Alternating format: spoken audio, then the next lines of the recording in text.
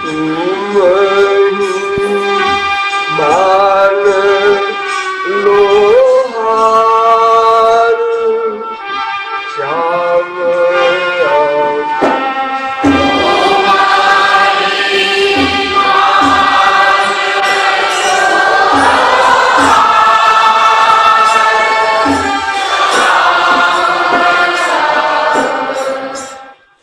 एक रसिक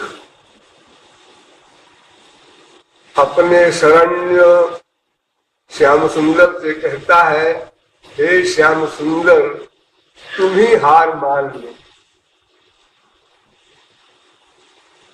इस वाक्य से ऐसा प्रतीत होता है कि श्याम सुंदर से किसी का झगड़ा चल रहा है, लड़ाई झगड़ा युद्ध, और दोनों पार्टी में कोई हार नहीं रही है, ऐसा युद्ध चल रहा है। तो एक तीसरी पार्टी कहती है कि हे श्याम सुंदर, तुम ही हार मान लो।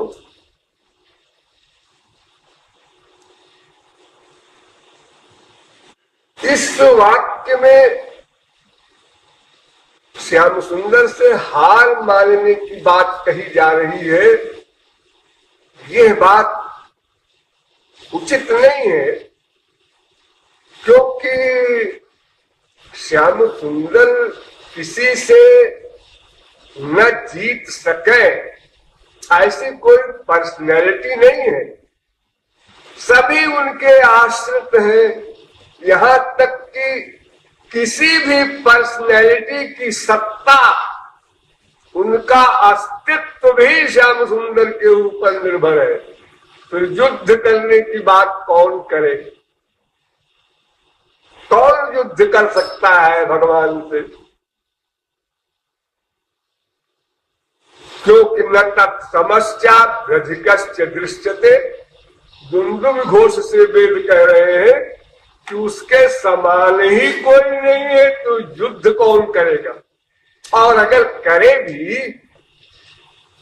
ऐसा भी होता है कभी कभी, असमर्थ भी क्रोधावेश में समर्थ से भिड़ जाता है, तो भिड़ जाता है तो एक ही ठोकर में समाप्त भी हो जाता है।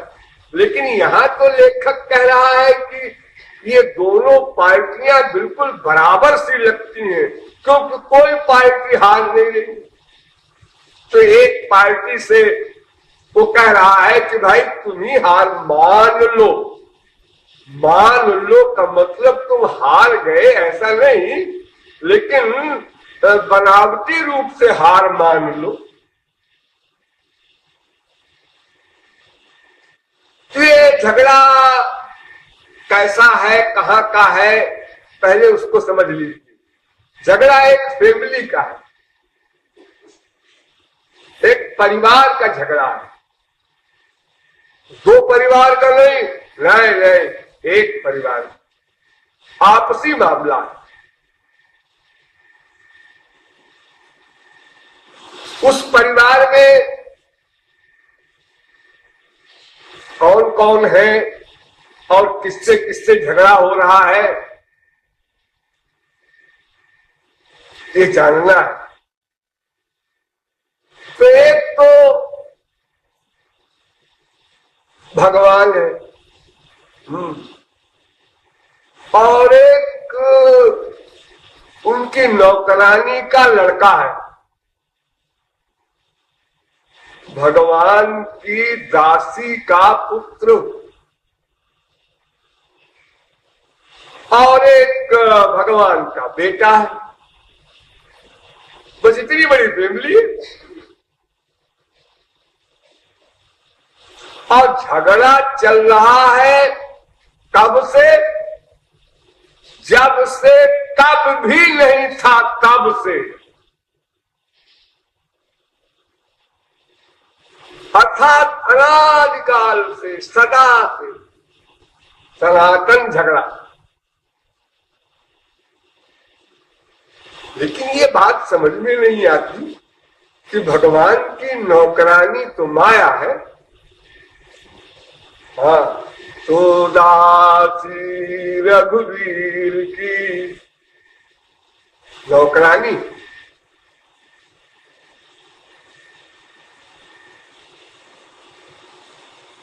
भगवान के दो प्रकार के नौकर होते हैं।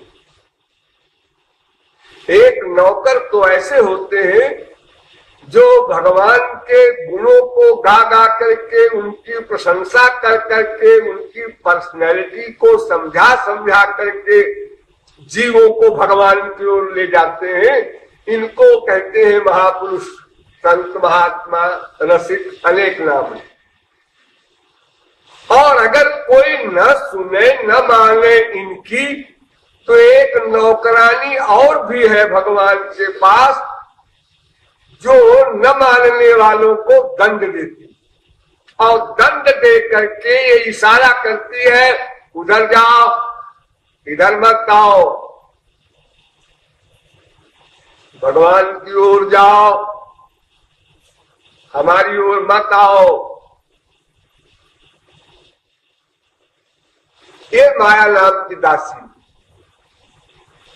माया कोई खतरनाक चीज नहीं है, ये नौकरानी बड़ी अच्छी है। अगर ये नौकरानी न हो तो अनंत कोटि संत संसार में आया करे, कुछ नहीं कर सकते। हाँ? ये महात्मा लोग जो कमाल दिखाते हैं अपना आकर के संसार में, बड़े बड़े अवतारी लोग, इनका कमाल सब निरर्थक हो जाए अगर माया नौकरानी अपना काम न करे। अरे संत लोग क्या करेंगे? भगवान की बातें बताएंगे। हाँ, किसको? भगवान के पुत्रों को, बहके हुए पुत्रों को, जो कुपुत्र हैं उनको। लेकिन एक बात आपने सोचा कि ये संतों की बात जो बताई जाएगी संतों द्वारा, इसको कोई सुनेगा ही क्यों? हमारे पास टाइम नहीं। अनेक महात्मा जी आए होंगे, मेरे महात्मा घूमते रहते हैं, का काम न धंधा, बाबा जी बन करके यहां वहां खा रखा। अरे भाई तुम्हारे कल्याण की बात बताएंगे। अरे बड़े कल्याण करने वाले आए, लीजिएगा। और अगर महात्मा जी ने कहा मैं तुम्हारे कल्याण के लिए आया हूं, तो वो हंसी होगी उनकी, ये कल्याण करने आए। देखो तो जरा उनकी शक्ल देखो, कोई नहीं सुनने वाला संत महात्माओं की। इसलिए तुलसीदास जी ने बड़े जोरदार शब्दों में लिखा, मूरख हृदय नचेत यदि गुरु मिलई बिरंच सब, भूलई फलई न बेद यद्यपि सुधा बरसहि जलद। चाहे अमृत की वर्षा हो, लेकिन पेट में फूल फल नहीं आएगा। ऐसे ही जो सुनना नहीं चाहता, उस पर क्या कृपा करेगा कोई संत, कोई महात्मा, कोई भी हो। और अगर कहीं उसने सुन भी लिया तो हंस देगा। अरे बाबा जी, तुमको एक वाक्य नहीं मालूम क्या? तुम कहते हो भगवान ने इंसान को बनाया। हाँ बिल्कुल बिल्कुल, हम कहते हैं इंसान ने भगवान को बनाया। क्या मतलब? अरे मतलब ही सीधा सीधा है कि ये इंसान के दिमाग की उपज है भगवान। भगवान नाम की कोई चीज नहीं होती। ये बैठे ठाले बूढ़े बाढ़े ये मनुष्यों ने, जिनका जो सठिया गए, खोपड़ी खराब हो गई, जंगल में खाने पीने को मिला नहीं, तो हाफ मैड होकर के उन्होंने कहा भाई दुनिया को बेवकूफ बनाना चाहिए, कैसे बनेंगे, सब दुखी तो है ही है, परेशान तो है ही है, एक भगवान का हौवा खड़ा कर लो। तो बिगड़े हुए दिमाग की उपज है भगवान, हम लोग ये मानते हैं। अब महात्मा जी क्या बोलेंगे, बोलिए महात्मा जी क्या बोलते हो? भेद मिल का, अरे तुम्हारा पेट तुम्हारा पोथा, हम नहीं मानते तो हमारी इच्छा। ये अधिकार किसी महात्मा को है नहीं, यहां नहीं मानते। मैं तुम्हें अनुभव करा दूं तो, तुम्हें परमानंद दे दूं तो, भगवान के दर्शन करा दूं तो, ये कहने की हिम्मत नहीं किसी महापुरुष में, क्योंकि उसको अधिकार ही नहीं ऐसा करने का। इसलिए क्या करेगा बेचारा, सिर झुकाकर चुपचाप अबाउट कर कोई मार्च लौट जाएगा अपने आश्रम में। ये माया नाम की नौकरानी जब अपनी कृपा करती है और चप्पल जूते लगाती है संसारी जीवों को, जब स्त्री ने पति को डांट लगाया, जब पति ने बीवी की पिटाई की, जब बेटे ने बाप का अपमान किया, जब ये नाटक हुआ, तो मनुष्य कहता है साफ स्वार्थी है। वो बाबा जी जो कह रहे थे ना कि भगवान ही सत्य है, वही बात ठीक है। मेरा इशारा ये है कि बिना वैराग्य के श्रद्धा की उत्पत्ति नहीं होगी, और बिना श्रद्धा की उत्पत्ति हुए किसी भी महापुरुष का संग कुछ भी नहीं कर सकता। आदौ श्रद्धा तथा साधु संगो थ भजन क्रिया। प्रारंभ होता है श्रद्धा से, इसके पीछे और कृपालु चला जाता है एक कदम। श्रद्धा की उत्पत्ति होती है वैराग्य से, और वैराग्य की उत्पत्ति दो प्रकार से होती है, एक तो विवेक से और एक चप्पल जूते से। तो विवेक से वैराग्य होना ये तो पुस्तकों में लिखा है, फैक्ट में कहीं दिखाई नहीं पड़ता, और जहां दिखाई पड़ता है वह पूर्व जन्म के संस्कारी लोग हैं। अगर आप कहें अमुक महात्मा ऐसा हुआ, उसके शरीर भी ठीक है, रूप भी है, गुण भी है, बुद्धि भी है, ज्ञान भी है, परिवार भी है, सब कुछ है, कोई गड़बड़ नहीं है, फिर भी वो भगवान की ओर चला, तो ये बात एक अपवाद है नियम का। अर्थात तमाम जन्मों की उसकी कमाई थी, वो अचानक दे दी गई, इसलिए वो ऐसा बन गया। अब नियम ये है, जो गधा भी जानता है कि सुख के माथे सिल परो और नाम हृदय ते जाए, अब बलिहारी वा दुख की कि पल पल नाम रटाए। जो कुंती ने वर मांगा था, विपद संतु न शाश्वत, जो भगवान का कानून है, यस्याहम् अनुगृह्णामि, मैं जिस पर कृपा करता हूं, यानी जिसको माया चप्पल लगाती है वो माया से अबाउट टर्न होता है। अरे उसको माया मत बोलो, ऐसे बोल दो, माँ बाप बेटा स्त्री पति दोस्त, ये संसार ये चप्पल लगाता है का मतलब माया चप्पल लगाता है। ये सब माया के परिवार वाले लोग हैं, उनकी पार्टी के हैं, ये सब कमर कसे हैं कि तुमको ईश्वर की ओर नहीं जाने देंगे। हम तुम्हारे बाप, हम तुम्हारी माँ, हम तुम्हारी बीवी, हम तुम्हारे पति, हम तुम्हारे बेटे, सब पकड़े हुए हैं चारों ओर से उसको। यहाँ बैठे हुए लोगों में कई लोगों को अभी अभी ये चांस मिला होगा जब मनगढ़ आने की प्लान बना होगा। आप लोगों को अनुभव होगा, घर में 10 आदमी हैं, एक कहेगा क्या बार बार बार बार मनगढ़ मनगढ़ क्या है वह, अरे भगवान सब जगह है, अपना यही ध्यान करो, कीर्तन करो, भजन करो। अब क्या कीर्तन भजन करना उसका, वो तो हृदय में रहता है, वही तो कराता है सब कुछ। और एक कदम आगे चले गए, ब्रह्म ज्ञान भी पीछे रह गया, क्योंकि ब्रह्म ज्ञानी को तो चिंतन करना पड़ता है। ये ऐसे ब्रह्म ज्ञानी है, वही तो कराता है सब, वही तो करा रहा है। वो कह रहा है अपने बाल बच्चों से प्यार करो, ये सब बाल गोपाल है।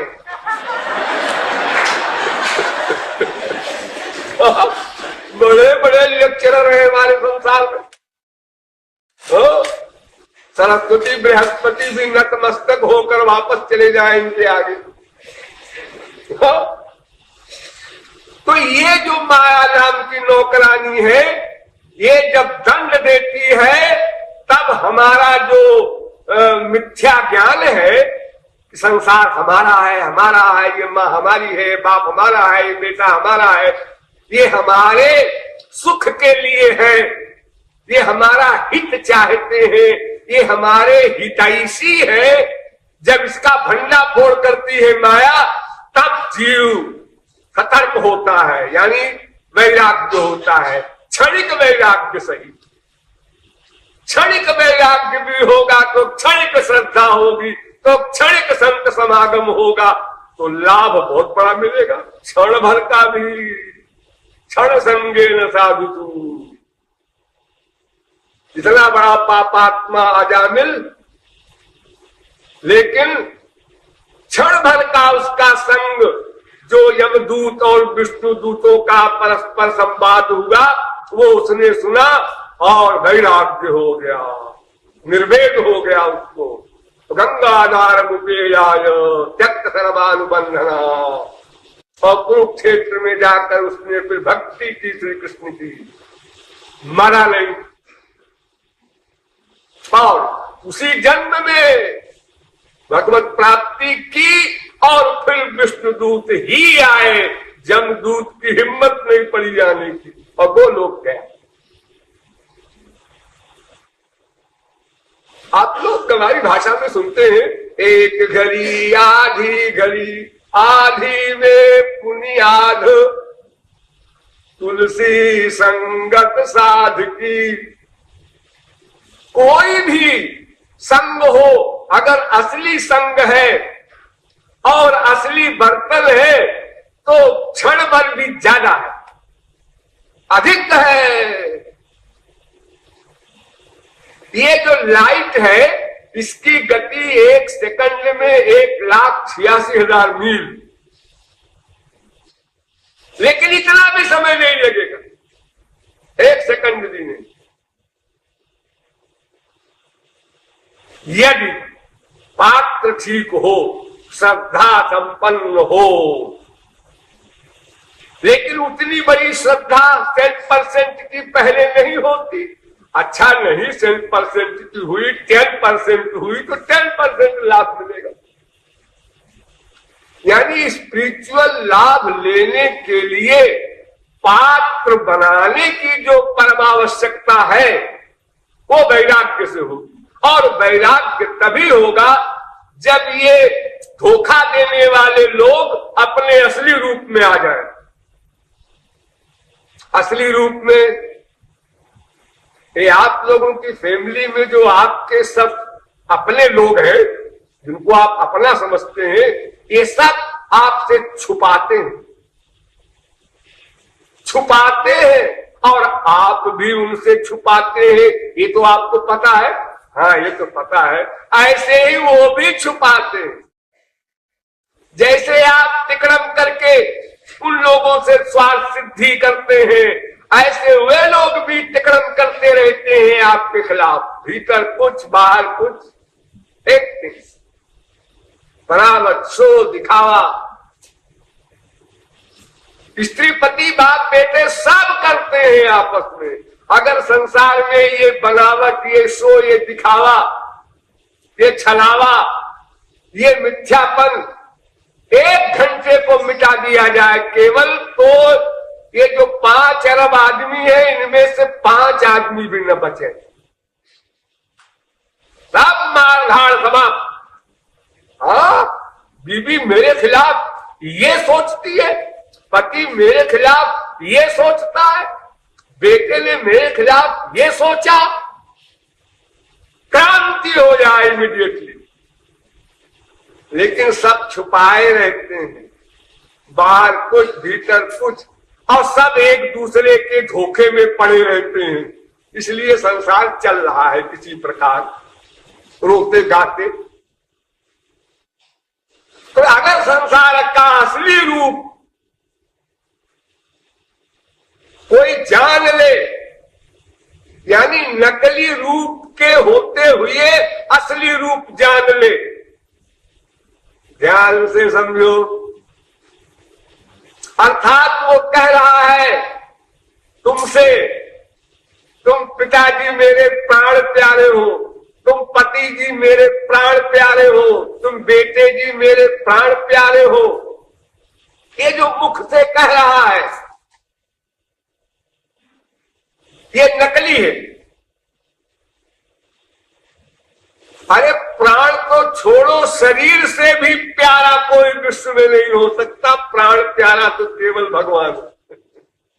शरीर अपना है सबसे नीचे, इसके बराबर भी कोई प्रिय नहीं हो सकता विश्व में। स्त्री हो, पति हो, बाप हो, बेटा हो, सब इसके नीचे है शरीर। अगर माँ बेटे प्यार करने के व्याकुल होकर के एक दूसरे को चिपटाने के लिए जा रहे हो, बाप बेटे, माँ बेटे, भाई बहन, स्त्री पति, कोई भी, और बीच में एक रबड़ का सांप फेंक दो,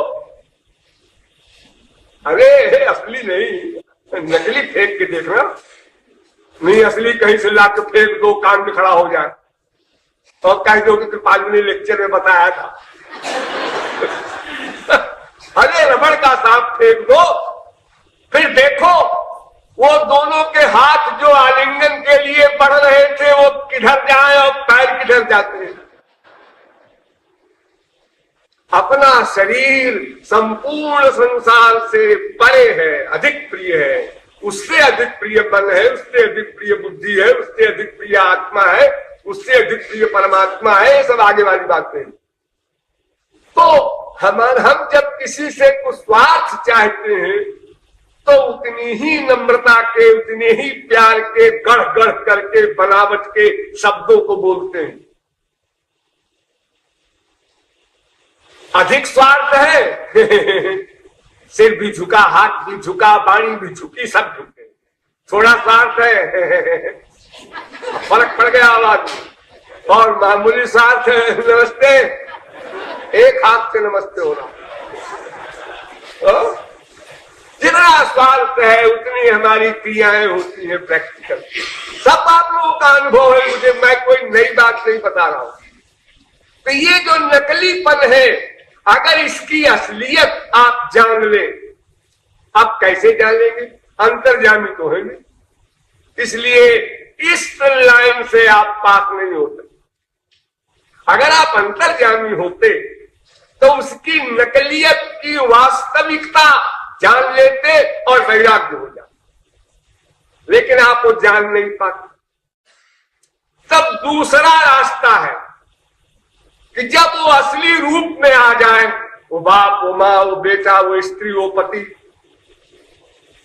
कि मैं तो तुम्हारा खून चूस चूस करके तुमसे स्वार्थ सिद्ध करना चाहता हूं। बेटा, मैम साहब, पतिदेव, असलियत ये है मेरी। दोनों भगवान की ओर चल रहे हैं। जी हाँ, जी हाँ, दोनों मंदिर जाते हैं। जी हाँ, दोनों ने एक गुरु जी बनाया है। अच्छा अच्छा अच्छा, दोनों कीर्तन करते हैं। हाँ हाँ, एकादशी का जागरण किया है सारी रात। अच्छा, और उसमें से एक अगर भगवान की ओर अधिक चला और महाराज जी के पास ही रह गया मनगढ़ में, तब देखो बीबी का विराट रूप। या बीबी रह गई तो देखो पति का विराट रूप। ये गुरु जी महाराज नहीं है, ये तो वगैरह वगैरह है। क्या क्या शब्द न बोलेगा, क्या क्या उसका रिएक्शन न होगा। ये क्यों? वो भगवान का विरोधी नहीं है, वो इसलिए ऐसा कर रहा है कि मेरा स्वार्थ गया। मैंने बीवी इसको बनाया था, मैंने पति इसको बनाया था, मैंने इसको जो अपना माना था अपने मतलब के लिए माना था, अब मेरा वो मतलब बिगड़ रहा है। एक कच्चा चिट्ठा। तो संसार से वैराग्य कराने वाली भगवान की दासी माया है। वो किसी रूप में करावे। सूरदास को वैराग्य हुआ, तुलसीदास को वैराग्य हुआ, सारे संतों को वैराग्य हुआ। वो वैराग्य का कारण संसार हुआ, कोई नौकरानी हुई। उसकी जब चप्पल जूते की मार पड़ती है जीव के ऊपर, तब उसको ज्ञान होता है ये असलियत है आपकी, हम तो कुछ और समझते थे। अच्छा हुआ अभी तक मैं डार्क में था, अब प्रकाश में आ गया। अब प्रकाश में आया तो क्या करेगा? तो प्रकाशमान के पास जाएगा और कोई जगह नहीं तीसरी। संसार से जो विरक्त होगा वो कहां जाएगा? वो भगवान की ओर ही जाएगा, स्वाभाविक जाएगा। अब अगर कोई सही महापुरुष मिल गया उसको तो ठीक ठीक चलेगा, अगर सही महापुरुष नहीं मिला तो गलत फलत चलेगा, लेकिन चलेगा ईश्वर की ओर। ईश्वर की ओर चलने की बात दो प्रकार की है मोटे तौर पर। एक तो भूख है लेकिन बेचारा जानता नहीं क्या करे। एक ने कहा रामायण का पाठ किया करो, गीता का पाठ किया करो, तुम बस हनुमान चालीसा पढ़े जाओ, शिव चालीसा पढ़े जाओ, गुरु ग्रंथ साहब का पाठ किए जाओ।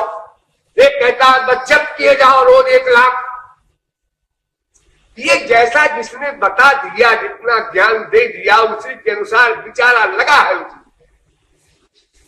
अब वो उस लक्ष्य को पा नहीं सकता जब तक कि सही सही तत्व ज्ञान न हो।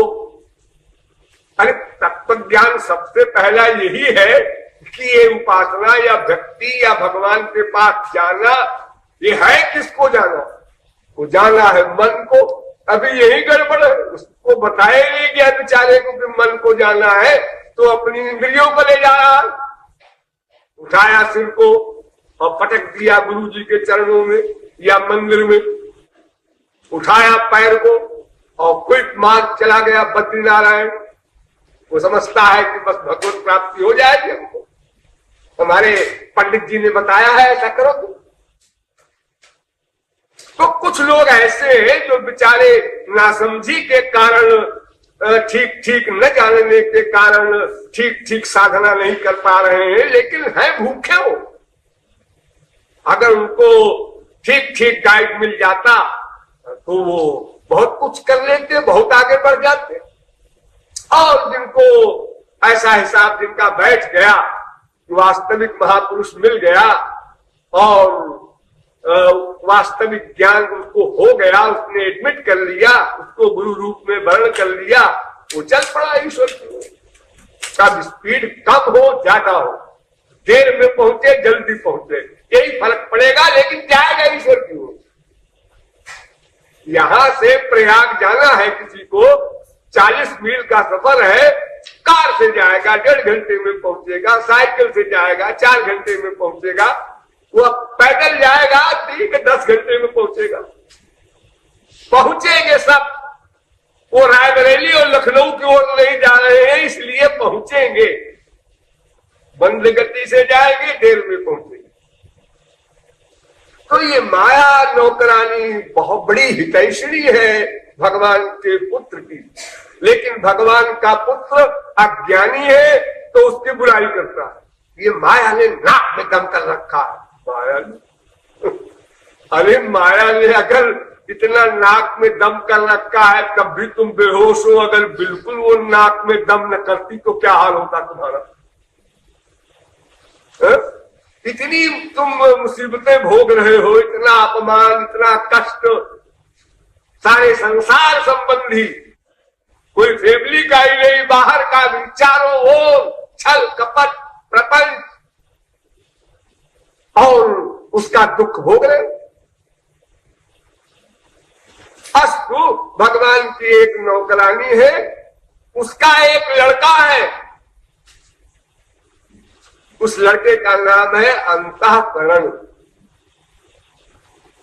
ये आप लोग जो हृदय पे हाथ रखते हैं, प्यार में, खार में, दर्द में, यहां दर्द हो रहा, ये अंतःकरण रहता है वहां, और वो सूक्ष्म होता है। एक तो पार्ट होता है हृदय, फिजिकल, वो नहीं, उसमें एक अंतःकरण होता है।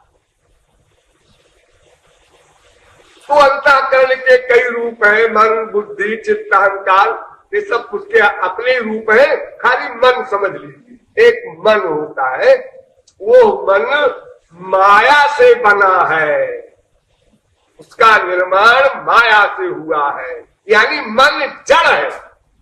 जैसे पत्थर आप देखते हैं जड़, ऐसे ही है मन। आप कहेंगे कि ऐसा कैसे आप कहते हैं, इतना सारा वर्क मन कर रहा है 24 घंटे। अरे तो आप इस पत्थर को लेके ऐसे ऐसे हिलाइए, ये भी वर्क कर रहा है। ये तो हिलाने वाले पर निर्भर है, ये तो आत्मा के चैतन्यता को पा करके मन चैतन्यवत, चैतन्यवत, वत है, चैतन्य नहीं हो गया। आत्मा के संपर्क से, यानी चेतन के संपर्क से जड़ चैतन्य हो गया। आत्मा ने मन को चेतन किया, मन ने इंद्रियों को चेतन किया, इंद्रियों ने पत्थर को चेतन किया, पत्थर हिलने लगा। इस पत्थर के हिलने का कारण हाथ, हाथ का कारण मन, मन का कारण आत्मा।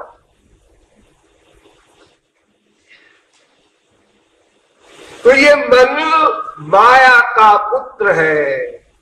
जो भी जड़ वस्तु है सब माया की संतान है, केवल मन ही नहीं, शरीर भी। आप ये संसार के जो सामान है, मटीरियल, ये भी सब माया की संतान। केवल एक आत्मा को छोड़ दीजिए और एक परमात्मा को छोड़ दीजिए, बाकी जो बचा सब माया की संतान। बस सीधी सी बात। तो मन जड़ माया रूपी नौकरानी का पुत्र और आत्मा भगवान का पुत्र। अमृतस्य वै पुत्राः। अरे पुत्र ही नहीं, सब कुछ है। परमात्मा तो आत्मा का सब कुछ है, सखा भी है, पिता भी है भगवान। जो कुछ नाता संसार में हो सकता है उससे और अनंत गुना अधिक नाता है आपका भगवान। उन्होंने फ्री कर दिया कि तुम मेरे बेटे हो, ये भी ठीक, तुम मेरी प्रेयसी हो, ये भी ठीक, तुम मेरी माँ हो, ये भी ठीक, मैं तुम्हारी माँ हूं, हाँ हाँ मान लो, हो गया। अरे नहीं साहब, माँ तो आप है आपसे हम उत्पन्न हुए हैं, ये तो आयु भूतानि जायन्ते येन जातानि जीवन्ते, आपने वेद में कहा है। अरे वो ठीक है, लेकिन हम तो वो भी कल मानने को तैयार है कि तुम मेरी माँ बन जाओ, बाप बन जाओ, मैं तुम्हारा बेटा बन जाऊं। ओरिजिनल रूप वो जरूर है कि प्रत्येक जीव भगवान का अंश है, इसलिए पुत्र है, क्योंकि अंश अंशी से उत्पन्न होता है। वो अनादि उत्पन्न है, ये सही है, उसका प्रारंभ नहीं है, लेकिन है तो भगवान का अंश, माया का अंश तो नहीं है। वो महाचेतन है, ये लघु चेतन है, बस इतना अंतर है। जो दो चीजें भगवान में है, सच्चित आनंद, वही सब जीव में है, सच्चित आनंद। लेकिन वो अनलिमिटेड लिमिट का वहां सामान है, यहाँ छोटी लिमिट का है। सब एक सूर्य है तो एक जुगनू का प्रकाश है, दीपक का प्रकाश है। ये भी अपने यहाँ कहता है मैं प्रकाशक हूं। एक विधाता है, सृष्टि करता है, एक कुंभकार है, वो कहता है मैं भी अनेक प्रकार के बर्तन बनाता हूं, मेरा भी नाम रखो विधाता, कुम्हार। तो ये मन भगवान की नौकरानी यानी माया का पुत्र है और जीव भगवान का पुत्र है। ये ओरिजिनल रूप है। हाँ, अब देखिए लड़ाई किसमें हो रही है? बाप बेटे में हो रही है। बाप बेटे में लड़ाई हो संसार में होती है तो उतना खराब नहीं है, होता रहता है संसार में। स्त्री पति में भी लड़ाई होती रहती है, तो कोई आश्चर्य नहीं। कोई सुने कौन लड़ रहा है? स्त्री पति। अच्छा, जरे घर घर में होता है, किसी को आश्चर्य नहीं होता है सुनकर। ये कौन लड़ रहे हैं? जी बाप बेटे। अच्छा अच्छा, अरे तो होते रहता है। ये भाई बहन है तो ठकान है। लेकिन ये लड़ाई चित्र है कि भगवान से लड़ रहा है कौन? भगवान की नौकरानी का बेटा। भगवान से लड़ रहा है भगवान की नौकरानी का बेटा, जबकि भगवान की नौकरानी ही जड़ है, उसके बेटे की कौन कहे? अगर भगवान अपनी पावर न दे तो माया किसी के खिलाफ क्या वर्क कर सकती है? उसका अपना ही वर्क करने वाला वर्क बंद हो जाए। जासु सत्यता ते जड़ माया भास सत्य इव इव। वो लगती है चेतन के समान, महाचेतन भगवान की पावर पाकर के, अन्यथा वो तो जड़ है। फिर उसके बेटे की क्या हैसियत? जब उसकी मां की कोई हैसियत नहीं है तो बेटे की क्या हैसियत होगी? और फिर ये तो डायरेक्ट भगवान का बेटा है जीव, और नौकरानी को तो भगवान ने स्वयं कहा है गीता में, अपरे यमित स्वन्याम। ये तो अपरा है। अपरा माने निकृष्ट। माया मेरी जो शक्ति है, नौकरानी है, दासी है, कुछ कह लो, ये निकृष्ट है। और मेरा बेटा जो है जीव, ये उत्कृष्ट है, पराशक्ति इसका नाम रखा भगवान ने गीता में।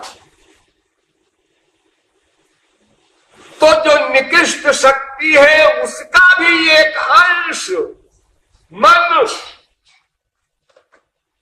और उत्कृष्ट शक्ति के शक्तिमान भगवान से टक्कर ले, ये तो एक हंसी की बात है। कोई सुनेगा कहेगा अरे क्या टक्कर वक्कर हुई होगी जी? अरे क्या टक्कर लेगी ये? माया पूरी नहीं टक्कर ले सकती। माया का पुत्र मन क्या लेगा? अनंत कोटि ब्रह्मांड बनाया माया ने, हाँ बनाया। और भगवान ने संकल्प किया अनंत ब्रह्मांड समाप्त हो जा। इतनी मेहनत से बनाया माया ने, और जी बनाया करे। वो सर्वशक्तिमान है, उसका अध्यक्ष मायाधीश। माया के बनाने में कितना समय लगा, लेकिन उसके मिटाने में एक क्षण में नहीं लगता। तो पंचास्त्र महाप्रलय। ठीक, अब आप समझ गए कौन कौन लड़ रहे हैं। अब लड़ाई क्या है ये समझिए। लड़ाई है क्या? कुछ मन का सामान चुरा लिया है भगवान ने, या भगवान का सामान चुरा लिया है मन ने, या भगवान के काम में डिस्टर्ब कर रहा है मन, या मन के वर्क में डिस्टर्ब कर रहा है भगवान। आखिर लड़ाई तो किसी आधार पर होगी। क्या लड़ाई है इन दोनों की?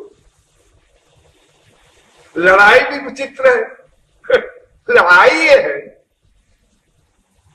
कि मन कहता है पहले कृपा करो,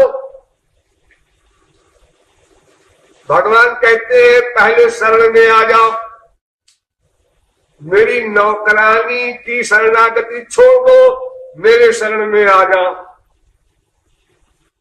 आप लोगों ने 1000 बार सुना है, वेद से लेकर रामायण तक ये हमारे विद्यार्थी लोगों ने 1000 बार सुनाया है, हमने भी बताया है कि भगवान की कृपा से ही भगवान को प्राप्त किया जा सकता है, और भगवान की कृपा होती है जो भगवान के शरणागत हो जाता है जिसका मन।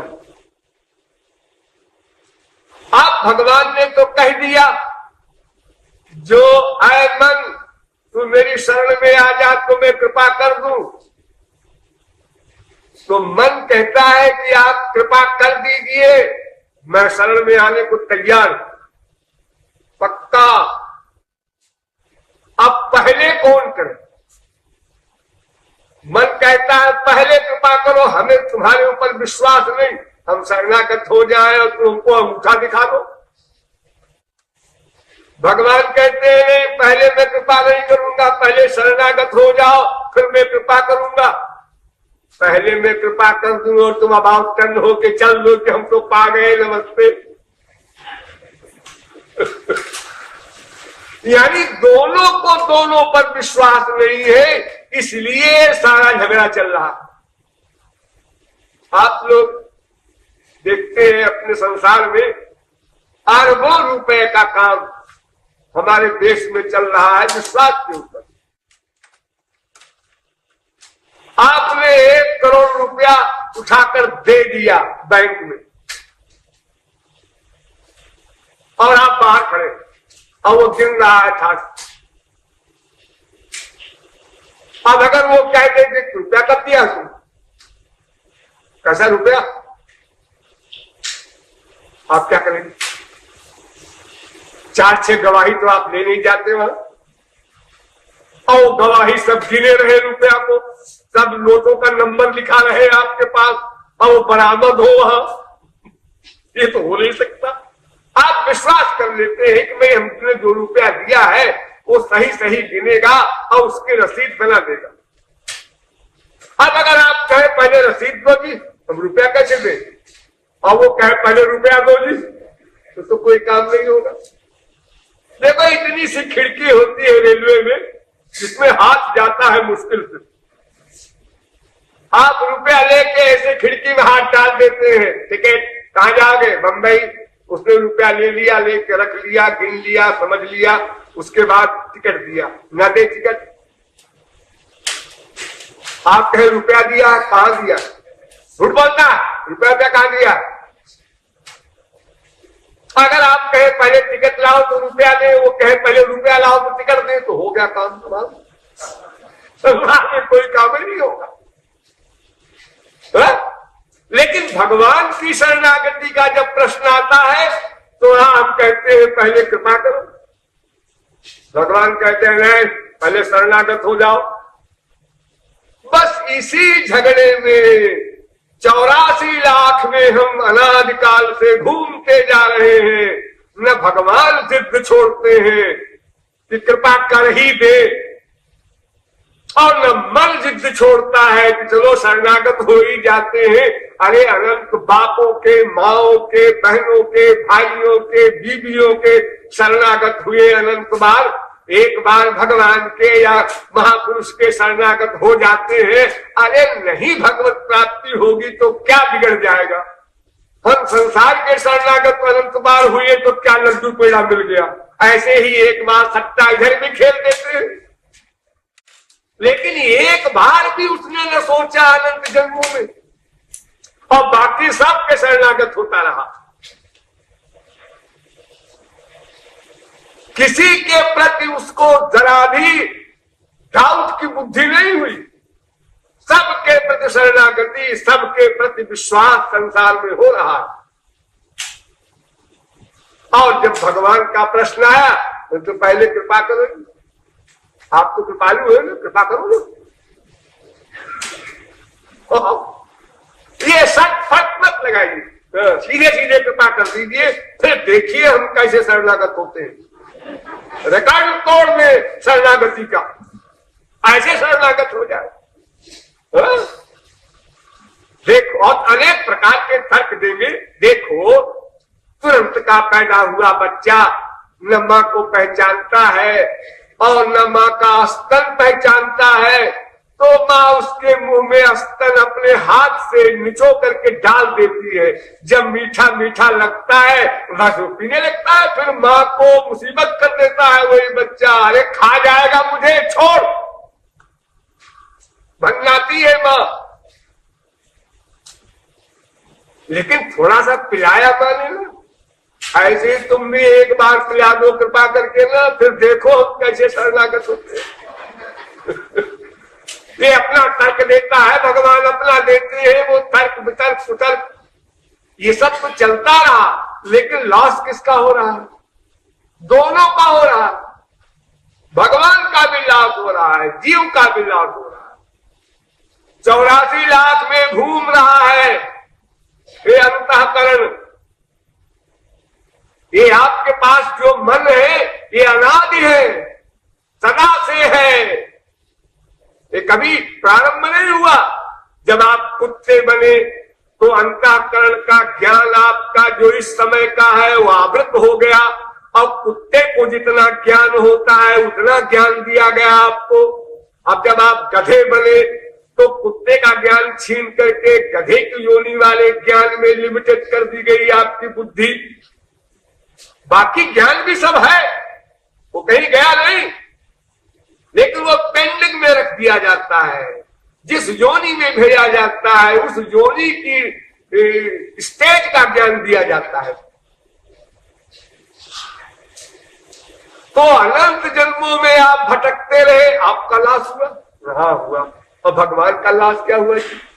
अरे भगवान को हमारे साथ साथ चलना पड़ा 84 लाख में, अकेले नहीं जाएंगे, साथ चलना पड़ेगा भगवान को। द्वादुपर्णा सयुजा सखाया, जहां जहां जीव जाएगा वहां वहां उसके साथ भगवान रहेगा। वरना जीव में चेतना शक्ति कौन देगा? जीव के कर्मों का हिसाब कौन रखेगा? ये कुत्ते की जोनी में कितने साल तक रहे?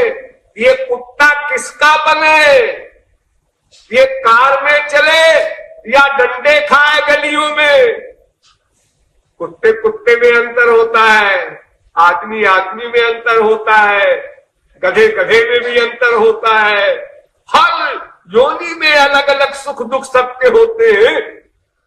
वो उसके पिछले कर्म के अनुसार फल रूप में अपने आप को आने जाएंगे। क्यों? कर्म जड़, अपने आप फल कैसे बन जाएगा? हमने जो कर्म किया पिछले जन्म में या इसी जन्म में, वो अपने आप को फल बनेगा नहीं। उसको एक चेतन शक्ति चाहिए, सर्वज्ञ हो, न्यायी हो, पक्षपात न करे और ठीक समय पर फल दे। तो ये भगवान कर सकता है और किसी में सामर्थ्य नहीं है। तो इतना सब जो बवाल भगवान के सिर पर आया है उनका तो लाश हुआ, आराम से बैठे रहते अपना। जैसे हम घूम रहे हैं वैसे वो भी हमारे पीछे पीछे घूम रहे हैं। संसार में जैसे आप लोग कहते हैं ना, तो उसने बदतमीजी किया, फिर मैंने खदेड़ लिया उसको, फिर वो भागता गया, फिर मैं खदेड़ता गया। तो क्यों जी? वो जो भागता गया तो जितना कष्ट उसको भागने में मिला उतने तुम्हें खदेड़ने में मिला। तो कमाल क्या बता रहे हो अपना? वो भागता गया, मैं खदेड़ता गया। तो दोनों बराबर बराबर तो थके। अगर वो भागता और तुम खड़े रहते तब तो कमाल है।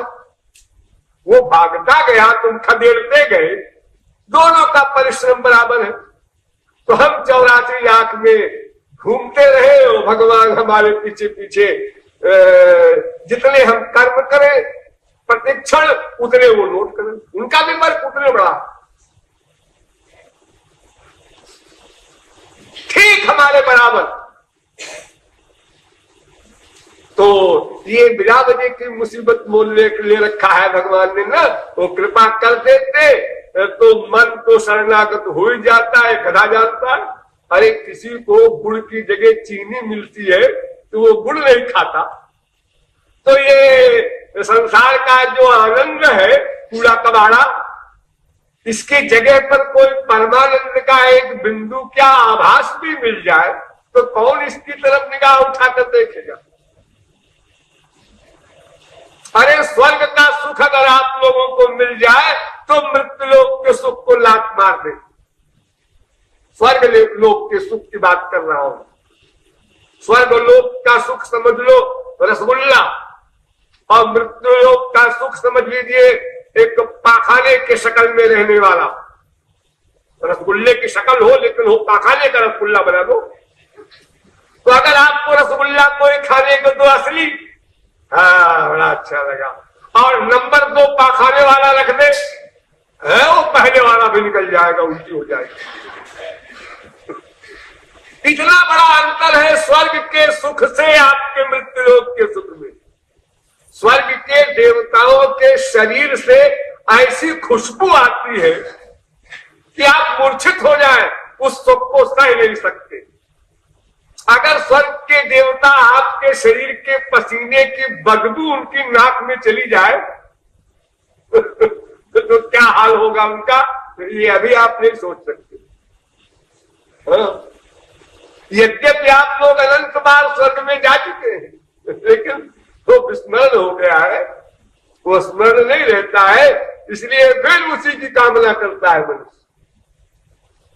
अस्तु, अनंत जन्म बीत गए इस झगड़े में, न भगवान कृपा करने को तैयार और न मन शरणागत होने को तैयार। भगवान कहते हैं भाई एक बात है, अगर मैं कृपा कर दूंगा तो फिर मैं भगवान कहलाने लायक नहीं रहूंगा, तो मेरा लोग विश्वास नहीं करेंगे। विश्वास नहीं करेंगे, ऐसा कैसे आप कहते हैं? मैं ठीक कहता हूं, सिद्ध कीजिए। देखो संसार में किसी के 4 बच्चे हैं, एक बच्चे ने दिन भर बाप की सेवा की तो बाप ने उसको 10 रुपए इनाम दिया। दूसरा बच्चा दिन भर सोता रहा और अपने बाप को गाली बकता रहा या बाप का अपमान करता रहा, उसको भी 10 रुपया दिया। तो इसका क्या परिणाम होगा?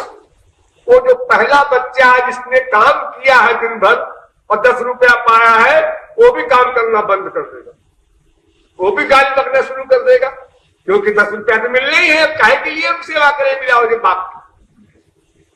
या सोते ही रहे, सोने से भी मिल जाएगा, गाली बकने का भी लेबर क्यों करो? भगवान अगर कृपा कर दे एक जीव पर बिना शरणागति के, तो अनंत संत जो हो चुके हैं पहले वो क्वेश्चन करेंगे, क्या आपके यहां कानून भी बदला करता है दुनिया भी गवर्नमेंट की तरह? क्या आपके यहां वो समदर्शित्व और अकाट्य वेद का लॉ सब निरर्थक है? जब आपने अनादिकाल से ये कानून बनाया कि शरणागत पर ही कृपा होगी, तो आपका कानून कैसे बदल गया, क्यों बदल गया? हमने तो इतनी मेहनत की, जन्मांतर सहस्रेषु, और इस पर कृपा हो गई ऐसे ही। तो फिर भगवान की भगवत्ता, समोहम सर्वभूतेषु, ये जो सिद्धांत है, मैं समदर्शी हूं, इसीलिए लोग भगवान पर विश्वास करते हैं ना। संसार में अगर कोई बलवान किसी गरीब को दबाता है, कष्ट देता है, तो गरीब यही तो कहता है, ठीक है सेठ जी, आपके पास पैसा है, खूब कर लो मनमानी, हमारा तुम्हारा फैसला भगवान के यहां होगा। उसे कॉन्फिडेंस है और बड़े जोर से बोलता है। ये जोर से बोलने का मतलब वो महापुरुष नहीं है, लेकिन इतना फेक भरा है गधों के दिमाग में भी, इंसान कुछ भी कर डाले भगवान को न्याय करेगा, पक्का करेगा, तुमको दंड मिलेगा सेठ जी, तुम बच नहीं सकते हो। सेठ जी नशे में है, सुन के जा जो होगा देखा जाएगा, तेरा भगवान दंड देगा। अभी तो हम भगवान बने हैं, एक तरफ के अध्यक्ष हैं। वो नशे में वो क्यों सुनेगा? लेकिन वो गरीब जो कह रहा है उसका हृदय फेथ से युक्त है, विश्वास युक्त है। तो भगवान कहते हैं मैं अपनी सारी हमारी जो पर्सनैलिटी है, जो हमारा सारा का सारा किया धरा है, सब चौपट कर दे, भला ऐसा कैसे करेंगे? हमारा कानून अकाट्य है, इसलिए भगवान सिद्ध प्राण है। और मन कहता है भाई देखो मैंने अनंत बाप बनाए, माँ बनाए, बेटा बनाए, बीवी बनाए, कति नाम सुता ललिता, लेकिन सबने धोखा दिया। इसलिए हमें विश्वास नहीं रहा, भगवान हो चाहे भगवान के बाप हो, तुम भी धोखा दोगे। इसलिए पहले कृपा करो। ये झगड़ा अनाद काल से चल रहा है और ये जीव नाम का बेटा इस झगड़े में पिस रहा है बिना वजह। ध्यान दीजिए, लड़ाई झगड़ा तो है मन और श्याम सुंदर से, और दंड भोग रहा है जीव जो मन से संबद्ध है। जीव तो कुछ कर नहीं सकता बेचारा। देखिए यो समझिए, आत्मानम रथिनम विद्धि शरीरम रथमेव तु बुद्धिम तु सारथिम विद्धि मन प्रग्रहमेव च इंद्रियाणि हयानाहुर विषयांस्तेषु गोचरान् आत्मेन्द्रिय मनोयुक्तम भोक्ते त्याहुर मनीषिणः। वेद कहता है एक सारथी है, माने पैसेंजर यात्री, और एक रथ है तांगा, उसमें कुछ घोड़े हैं और एक सारथी है गमन करने वाला ड्राइवर, और घोड़े के मुंह से एक लगी हुई रस्सी है सारथी के हाथ में, उसको लगाम कह दीजिए। और ये पूरा तांगा मुसाफिर के घर जाना है, यात्री अपने घर ले जाना चाहता है, पहुंचना चाहता है। लेकिन यात्री को कुछ करने का अधिकार नहीं, वो बैठा रहेगा चुपचाप पर, इधर तांगा ले जाओ उधर ले जाओ, कोई मतलब नहीं। यात्री कहता है कि जब मेरा घर आ जाएगा तो मैं कह दूंगा बस तांगा रोक दो, आ गए। उसके पहले मैं कुछ जानते नहीं हूं, मैं क्या बताऊं। कि यात्री कह रहा है, यानी आत्मा ऐसा कह रहा है। और चलाने वाला कौन है? सारथी यानी बुद्धि। और लगाम कौन है? रस्सी मन। और इंद्रियां क्या है? घोड़े। ये शरीर क्या है? आपका रथ, यानी शरीर रथ है, इंद्रियां घोड़े है, मन लगाम है, बुद्धि ड्राइवर है, आत्मा मुसाफिर। और जाना है परमात्मा के पास। ये आत्मा का गंतव्य स्थल, एम, उद्देश्य। और इस स्थिति में सारा दारो मदार आकर रुकता है बुद्धि के ऊपर। बुद्धि के ऊपर, बुद्धि जिधर कहेगी बस, यानी जिधर कोई इशारा करेगी बुद्धि, इंद्रियां उसी तरफ चलेंगी, घोड़े उसी तरफ चलेंगे और रथ उसी तरफ अपने आप चला जाएगा। पूर्व पश्चिम उत्तर दक्षिण, राइट साइड हो रॉन्ग साइड हो, और रथ चलता रहेगा हमेशा, रथ रुक भी नहीं सकता है। आगे गया, पीछे आया, इधर गया, इधर आया, इधर आनंद ले, नहीं मिला, इधर चलो, इधर भी नहीं मिला, इधर चले, इधर भी नहीं मिला। ये बाप खराब, इसका बाप अच्छा होगा, ये बीवी खराब, ये बीवी अच्छी होगी, ये बेटा खराब। ये आदमी खराब, ये आदमी अच्छा होगा, इससे दोस्ती कर ले, ये भी खराब निकला, इससे कर ले, ये भी खतरनाक निकला। यही रिहर्सल कर रहे हैं हम लोग। अनंत जन्म बीत गए, फिर भी डिसीजन कुछ नहीं। इतनी ठोकर खाने के बाद अगर डिसीजन हो जाता तो भी चलो कोई बात नहीं, देर आए दुरुस्त आए, कुछ नहीं। जैसे कुत्ते को डंडा मारो तो दुश्मनी से देखता है मारने वाले को, अब अपने दुख को रो करके निकालता हुआ भागता, और दूर जाकर जब कष्ट मिट गया और गुस्से में देख रहा है आपको, डंडा मारा है आपने और आपने रोटी दिखाया तो दुम हिलाता हुआ कुत्ता फिर आ जाता है। आप भूल गए हो, चाहे दोबारा फिर आप डंडा लगा दे टुकड़ा लेने के बजाय, लेकिन वो आएगा। बस बिल्कुल टू कॉपी यही हाल है हम लोगों का, माँ के प्रति, बाप के प्रति, बीवी के प्रति, बेटे के प्रति, पति के प्रति, हर एक के प्रति।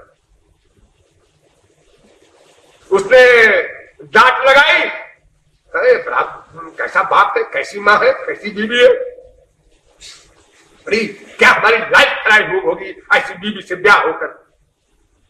और उसने जहां फिर एक्टिंग की प्यार की, मेरी बीवी तो सती अनुसूया है, सब भूल पाल गया।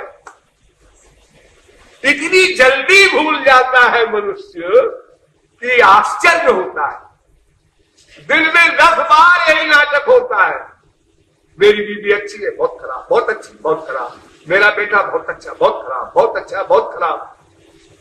अरे कुछ तय हुआ क्या? तय हो जी, उसके व्यवहार के अनुसार हमारा जजमेंट होता है, और उसका व्यवहार परिवर्तनशील है, इसलिए जजमेंट भी परिवर्तनशील है। हाँ, तो आप लोग समझ गए, ये जीवात्मा निरर्थक पिस रहा है इन दोनों के झगड़े में, 84 लाख में घूमने का एक चक्कर बेचारे जीवात्मा को भोगना पड़ रहा है। तो जीवात्मा अपने पिता से कहता है कि आप तो हमारे पिता हैं, क्या छोटों के मुंह लगते हैं।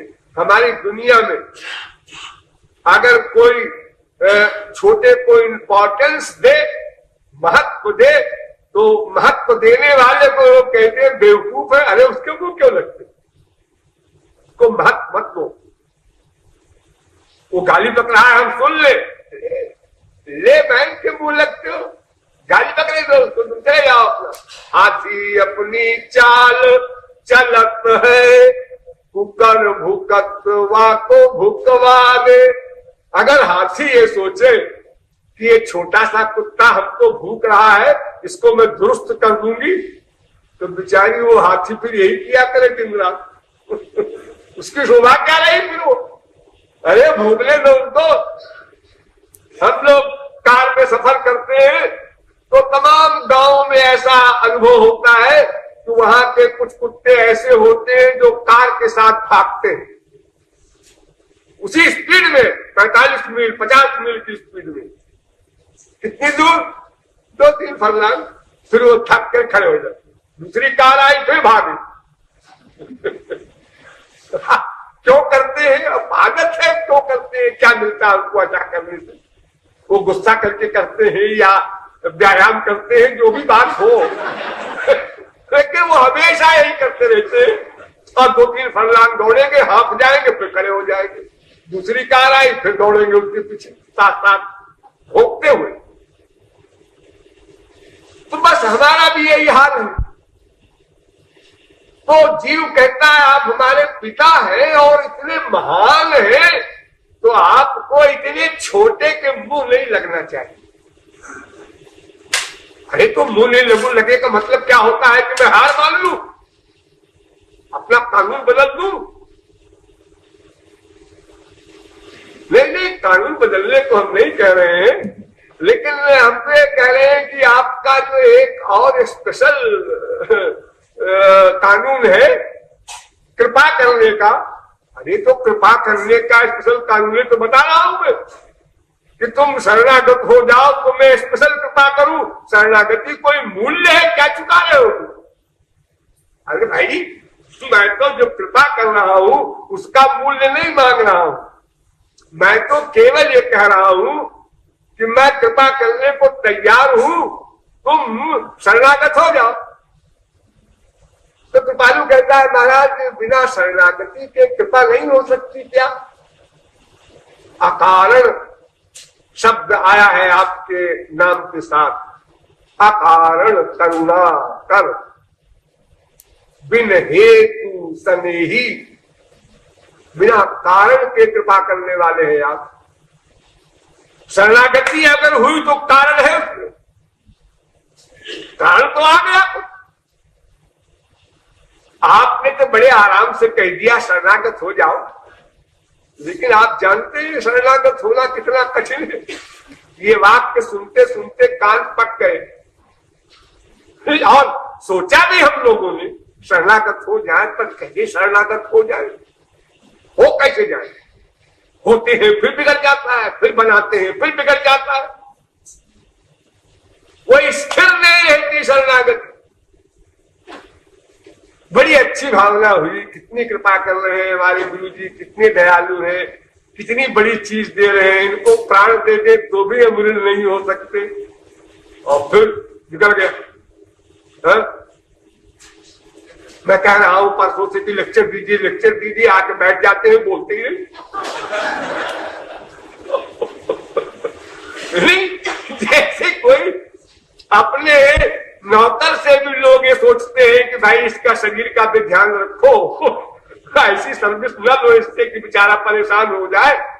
मालिक इतना ध्यान रखता है, अच्छा बेटा तुम थक गए हो अब तुम जाओ आराम करो। लेकिन यहाँ पर अपने अंदर जो मन में जो भावना थी पहले वो डाउन हुई, तो उसी के अनुसार हमारे विचार बदलते गए और हमारे शब्द भी वैसे ही निकलने लगे। महापुरुष के प्रति हो चाहे भगवान के प्रति हो, क्योंकि वो माँ बाप के प्रति भी वैसे ही होते हैं, इसलिए वही फार्मूला उधर भी लगा देता है बेचारा, क्या करें। तो भगवान कहते हैं अच्छा ठीक है तुम शरणागत मत हो, हम कृपा कर देंगे, बात बन गई। तो फिर कर दो कृपा ना, बिना शरणागति के मैं अकारण करुण हूं, ये बात तुम मान लो, मैं कृपा कर दूंगा। फैसला मान लो,